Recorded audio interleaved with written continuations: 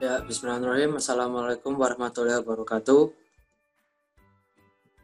Pada kesempatan kali ini, saya Rafal Ahmad Zulkarnain dan rekan saya Tio Cesar Nugroho dari kelas MS4A akan mempresentasikan tentang konstruksi injection molding dan konstruksi mesin injection.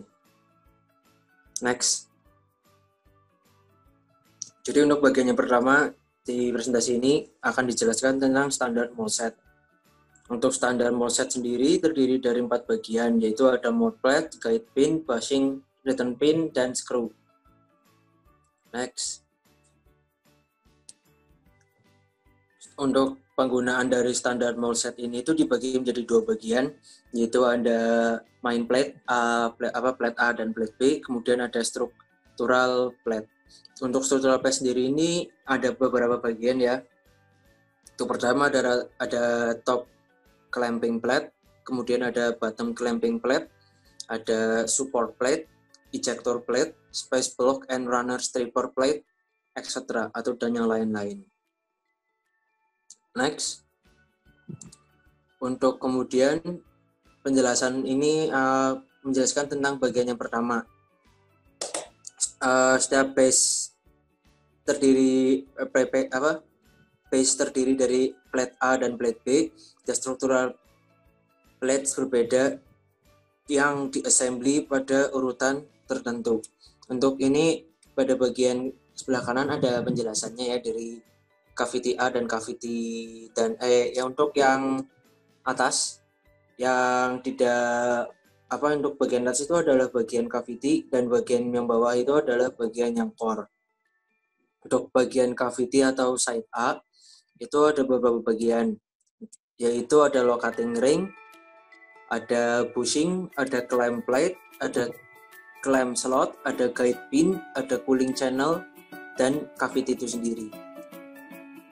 Selanjutnya untuk bagian B atau core, bagian-bagiannya adalah ada core, ada ejector pin, guide pin, ejector plate, ejector retaining plate, ada support pilar, kemudian yang terakhir ada clamp slot.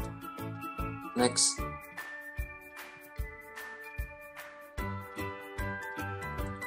Kemudian ini ada bagian-bagian sesuai dengan standar. Ini kita menggunakan standar yang ada di Eropa, bisa dibaca sesuai dengan presentasi. Next. Kemudian pada presentasi ini akan menjelaskan tentang tipe-tipe standar plastic injection mold base. Untuk yang pertama ada standar edge gate mold base, itu terdiri dari 2 plate mold. Kemudian ada standar point gate mold base, itu terdiri dari 3 plate mold. Kemudian ada 3 standar simplified point gate mold base, itu terdiri dari simplified 3 plates mold. Next.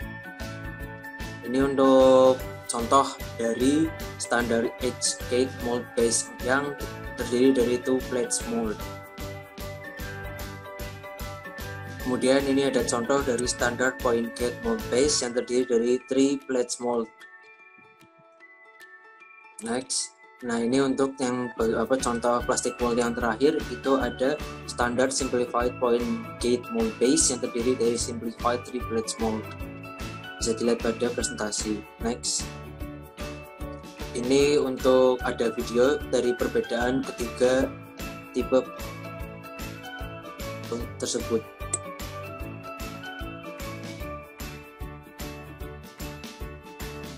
Ya, mungkin untuk mempersingkat waktu bisa langsung di next saja. Ya, kemudian masuk ke komponen-komponen bagian molding. Bagian mold. Yang pertama ada mold base, itu memegang rongga di posisi tetap terhadap mesin nozzle. Selanjutnya ada guide pin untuk mempertahankan kesejajaran dari 2 buah cetakan. Kemudian ada spool bushing. Fungsinya itu untuk menyediakan sarana untuk masuk cairan plastik ke dalam cetakan interior. Interior. Selanjutnya ada gauge, itu untuk mengontrol cairan plastik menuju rongga cavity. Yang terakhir ada runner, mengalirkan plastik cair dari spur ke rongga atau cavity. Selanjutnya itu ada cavity dan core untuk mengontrol ukuran, bentuk, dan permukaan tekstur dari bentuk produk. Kemudian ada ejector mechanism. Dalam ejector mechanism ini itu terdiri dari pin, blades, stripper plate untuk mengeluarkan molding yang kaku dari rongga cavity dan inti atau core. Selanjutnya ada ejector return pins. Itu untuk mengembalikan ejector pin untuk ditarik kembali ke posisi awal untuk siklusi atau siklusi injeksi berikutnya. Kemudian masuk ke mesin injection. Untuk bagian ini saya serahkan kepada rekan saya, Tio Cesar. Baik, terima kasih Mas Reval. Selanjutnya saya akan mencoba menjelaskan tentang mesin injection. Nah, mesin injection molding terdiri dari dua bagian besar, yaitu unit injeksi dan unit clamping. Dapat dilihat seperti video berikut. Nah, injection unit itu terdiri dari tiga bagian, yaitu feed hopper, wadah untuk menampung plastik yang akan dipanaskan dan dicairkan untuk dilahirkan ke skru.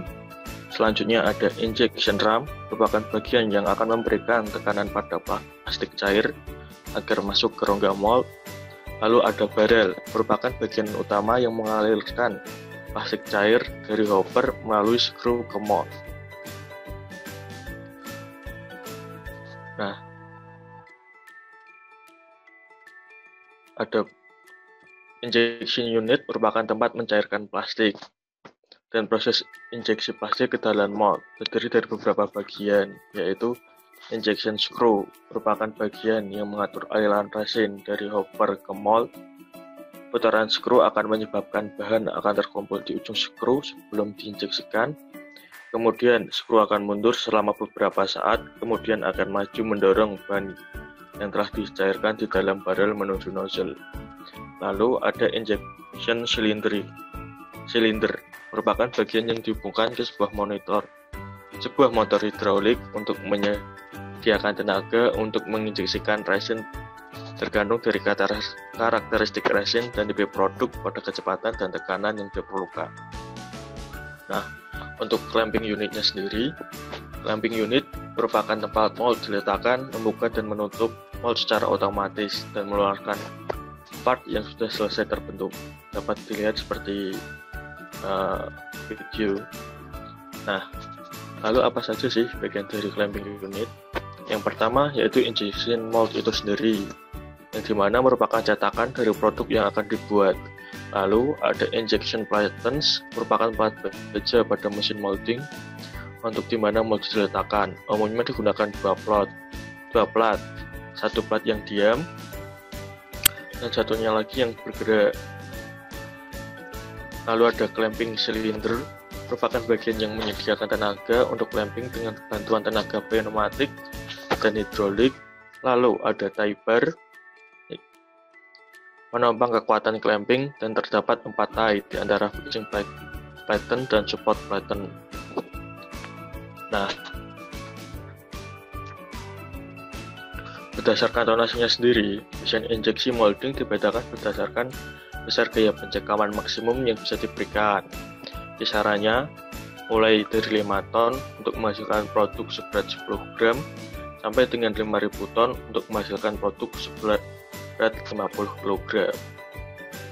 Nah, kurang lebih demikian presentasi yang dapat kami sampaikan. Kurang dan lebihnya mohon maaf.